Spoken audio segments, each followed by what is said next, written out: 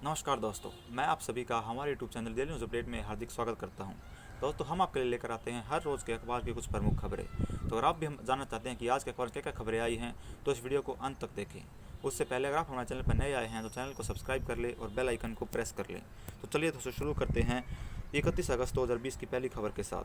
पहली खबर कोरोना से लेकर आ रही है। दोस्तों, बता दें कि दुनिया भर में कोरोना के 252 लाख मामले सामने आ चुके हैं, जिसमें अभी भी 68.4 लाख लोग कोरोना से संक्रमित हैं। 175 लाख लोगों ने कोरोना को मात दी है, जबकि 8.47 लाख लोग की कोरोना की वजह से मृत्यु हो गई है। भारत की बात की जाए तो भारत में कोरोना का आंकड़ा 35.46 लाख है।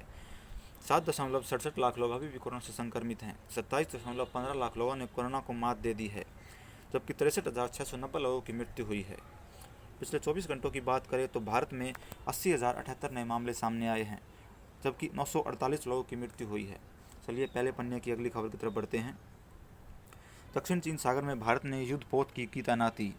बता दें कि गलवान की घटना के बाद नौसेना ने उठाया यह बड़ा कदम। अंडमान के नज़दीक भी नौसेना ने की है जहाज़ों की तैनाती। चीन की हर आवाजाही और गतिविधि पर रखी जा रही है निगरानी। दोस्तों, बता दें कि दक्षिण चीन सागर पर चीन अपना एकत्र राज चाहता है।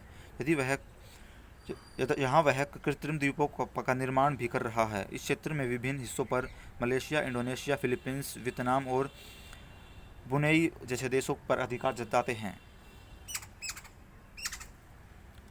चलिए आगे बढ़ते हैं।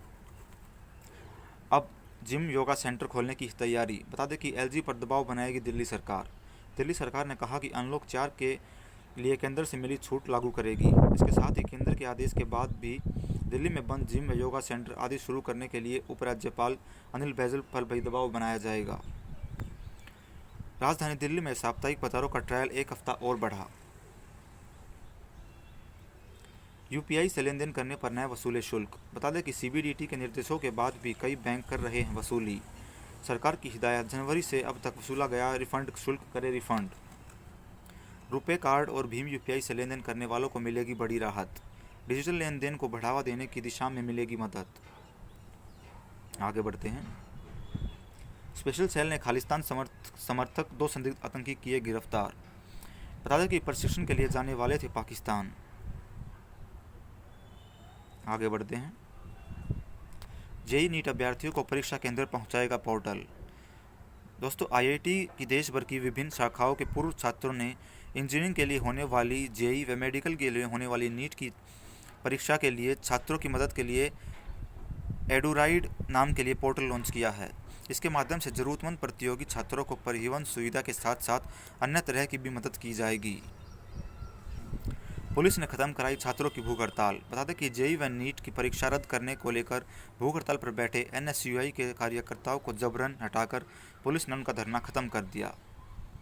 अगली खबर की तरफ बढ़ते हैं। दिल्ली के अस्पतालों में बढ़ रहे हैं कोरोना के बाहरी मरीज। बता दें कि उत्तर प्रदेश और हरियाणा सहित अन्य राज्यों के 60% मरीज राजधानी के अस्पतालों में हैं भर्ती। दिल्ली में संक्रमण की दर हुई 10%। 2090 नए मामले आए सामने।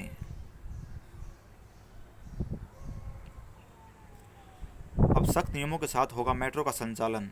बता दें कि अनलॉक 4 में सख्त नियमों के साथ 7 सितंबर से दिल्ली में मेट्रो का परिचालन शुरू किया जाएगा। कोरोना संक्रमण के कारण 5 महीने से मेट्रो की सेवा बंद थी। केंद्र की ओर से मेट्रो के परिचालन को मंजूरी मिलने के बाद एक दिन बाद रविवार को परिवहन मंत्री कैलाश गहलोत ने बयान जारी कर कहा कि मेट्रो यात्रा के लिए फिलहाल नियमों की सख्ती का पालन होगा। उन्होंने कहा कि स्टेशन के सभी प्रवेश द्वारों पर यात्री की थर्मल स्क्रीनिंग भी की जाएगी। यहाँ टोकन का इस्तेमाल नहीं कर सकेंगे। स्टेशन पर स्मार्ट कार्ड खरीदने की व्यवस्था रहेगी। गहलोत ने यह भी कहा कि फिलहाल 40 मेट्रो स्टेशन को ही खोला जाएगा। आगे बढ़ते हैं। आम जनता बताएगी कैसा चाहिए नोट और सिक्का। बता दें कि आरबीआई करवाएगा सर्वे। नोट व सिक्कों को प्रचलन से बाहर करने के में भी आएगा काम। कोविड की वजह से सर्वे का काम है अभी स्थगित, जल्द ही होगा शुरू। एयरलाइन और एयरपोर्ट का संचालन सरकार का काम नहीं। बता दें कि नागरिक विमानन मंत्री हरदीप सिंह पुरी ने रविवार को कहा कि सरकार को एयरपोर्ट व एयरलाइंस का संचालन नहीं करना चाहिए।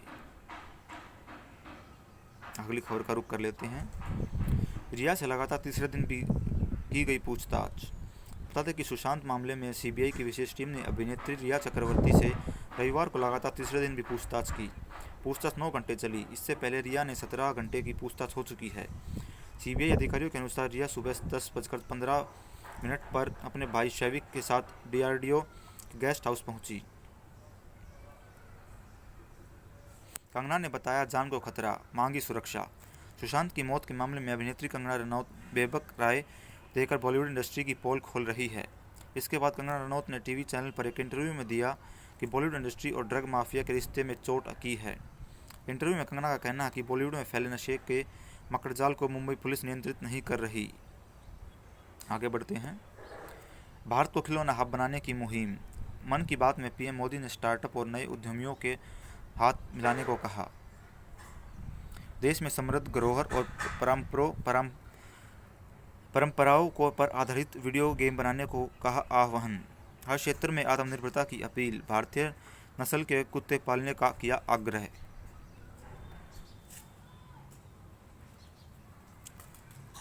इंटरनेट कनेक्शन कटा, भारत रूस बने विजेता। बता दें कि भारत ने पहली बार जीता शतरंज ओलंपियाड। फीडे ने भारत की अपील पर दोनों देशों को किया विजयी घोषित। चेन्नई सुपर किंग्स के लिए ने अभी भी खुले हैं सुरेश रैना के लिए दरवाजे। बता दें कि चेन्नई सुपर किंग्स को बीच में छोड़कर स्वदेश लौटे सुरेश रैना ने अब तक वापस लौटने का कारण अपने पत्नी और बच्चों को बताया है, लेकिन रविवार को रैना के बीच में हुई सीएसके को छोड़ने की वजह साफ कर दी।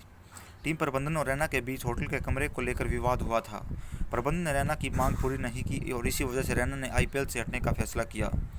हालांकि सीएसके ने अभी भी रैना के लिए वापसी के दरवाजे खोल रखे हैं, तभी टीम ने उनकी जगह किसी भी अन्य खिलाड़ी को नहीं चुना है। इंग्लैंड ने पाकिस्तान को 5 विकेट से दी शिकस्त। बता दें कि मॉर्गन और मलान ने खेली अर्धशतकीय पारी। बाबर आजम और हफीज में अभी 50 से नहीं आए काम। धोनी पर 1800 रुपये का कर्ज।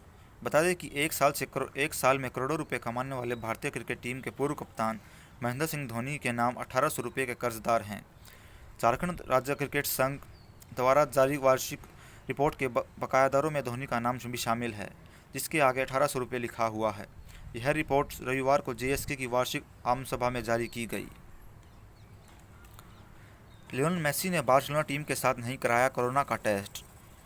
लियोनेल मेसी ने रविवार को पूरी टीम के साथ अनिवार्य कोरोना टेस्ट के लिए नहीं पहुंचकर स्पेनिश फुटबॉल क्लब बार्सिलोना के साथ अपना रिश्ता खत्म करने का एक और संकेत दिया है।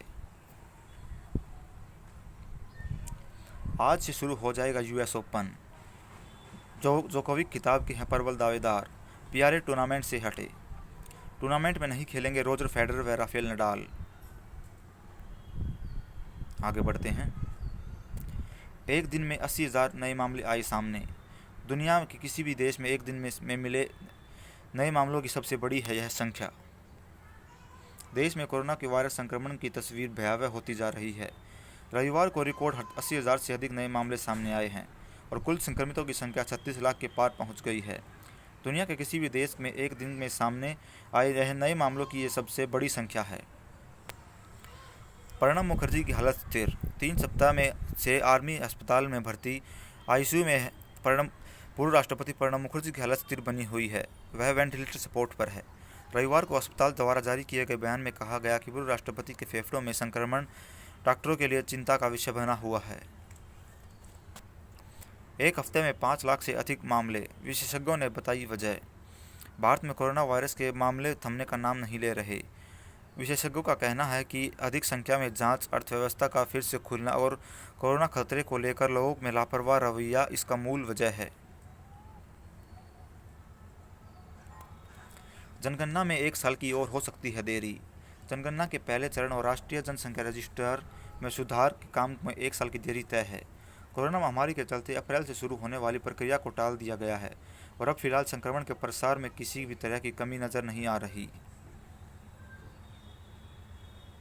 2 भागों में होने वाली जनगणना का पहला भाग घरों और मवेशियों की गिनती का काम 1 अप्रैल से 30 सितंबर तक पूरा होना था, लेकिन कोरोना महामारी के चलते इसे टाल दिया गया है। अगली खबर बढ़ते हैं। 40 घंटे में 3 मुठभेड़, 10 आतंकी किए गए ढेर। श्रीनगर में मारे गए 3 आतंकी। बता दें कि शोपिया और पुलवामा के बाद श्रीनगर मुठभेड़ में सुरक्षा बलों पर हमला करने वाले 3 आतंकी मारे गए। इस मुठभेड़ में के साथ सुरक्षा बलों के 40 घंटों के अंदर हुई 3 मुठभेड़ों में 10 दहशतगर्दों को मार दिया गया है। श्रीनगर मुठभेड़ करीब 10 घंटे तक चली। मारे गए आतंकियों में लश्कर ए तैयबा का एक कमांडर भी शामिल था। पाकिस्तान गोलीबारी में जेएसओ शहीद, भारत ने तबाह की 3 चौकियां। एलओसी पर रविवार सुबह नौशेरा के 3 सेक्टर में पाकिस्तान ने गोलाबारी की। इसमें भारतीय सेना के जूनियर कमीशन अधिकारी नायब सूबेदार शहीद हो गए। इसके बाद भारतीय सेना ने जवाबी कार्रवाई करते हुए पाकिस्तान की 3 चौकियां ध्वस्त कर दी। 6 पनडुब्बियों के निर्माण को 55,000 करोड़ का प्रोजेक्ट। चीन की नौसेना शक्ति का मुकाबला करने के लिए भारत अगले महीने नौसेना के लिए 6 पनडुब्बियों के लिए 55,000 करोड़ की परियोजना के लिए बोली लगाने की प्रक्रिया शुरू कर देगा। पैसे के लिए इलाज से मना नहीं कर सकते अस्पताल। बता दें कि एनसीडीआरसी ने किया पीड़ित महिलाओं को क्षतिपूर्ति देने का आदेश। मरीज पहले ही जमा कर चुका था 1.5 लाख रुपए। राष्ट्रीय उपभोक्ता विवाद निवारण आयोग ने कहा कि अस्पताल को पैसा लेने का पूरा अधिकार है, लेकिन इसके लिए वह इलाज से मना नहीं कर सकता। एनसीडीआरसी ने एक महिला को 25 लाख रुपए की क्षतिपूर्ति का आदेश देते हुए यह टिप्पणी की। दोस्तों, आज के लिए बस इतना ही। धन्यवाद। आपका दिन शुभ हो। अगर आपको हमारा काम पसंद आया हो तो हमारी वीडियो को लाइक करें, शेयर करें और चैनल को सब्सक्राइब कर लें।